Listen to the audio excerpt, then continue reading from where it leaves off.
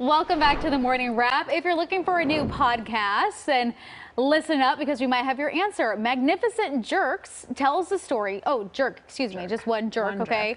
Tells the true story of a fake movie that was based on someone's real life. I hope I got that right because I've been rehearsing that over and over again. Hold on. So it's a real story. No, wait. It's a real life story based on, you got to say it. This is my guest. I'm sorry. Joining me now is the journalist and host of the podcast, Lin Sugarman. We were going through this together before I went on air, so correct me. It's the true story of a fake story about a real life. Okay, we just wanted to get that all situated, but I was so interested in this before we even went on camera asking you all these questions. Yeah. So this is something that has to do with your family. Yes. You dug up some information and you were able to create this podcast. So walk us through how you even got this information, what's real, what isn't, and what is this thing about a gang? What's going on here?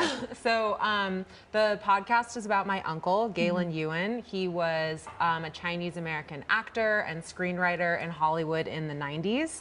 But I found out by accident 3 years ago, my aunts told me that my uncle had actually lived this whole life in Oakland, which is where my family is from, that I never knew about. He basically was a leader of this gang in Oakland, Chinatown. He had become a drug addict and he had gone to jail for attempted extortion. Wow. Yeah, and so I didn't know any of this, and when they told me this, they also said, oh, we have a box of all of his old screenplays that he wrote. Like, none of us have ever read them. Like, we're thinking about throwing it away. Do you want them? And so I was like, oh my God, of course I want to read them.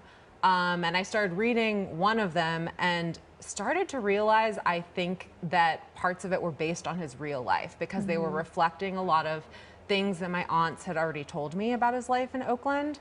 And to make things even crazier, I looked up my uncle's IMDb and discovered that script actually got made in the 90s. Yes. Okay, so tell me about that. Yeah, so it was called Crazy Six. It came out in 1997. It was a straight-to-video movie. But it had been totally rewritten, so the synopsis looked very different from the script I had been reading. So instead of it being in Oakland, Chinatown, it was in Eastern Europe. Instead of it being about drug robberies, it was about plutonium. And they got rid of all of the Asian characters. And my uncle, the character I believed was based on my uncle, was played by Rob Lowe.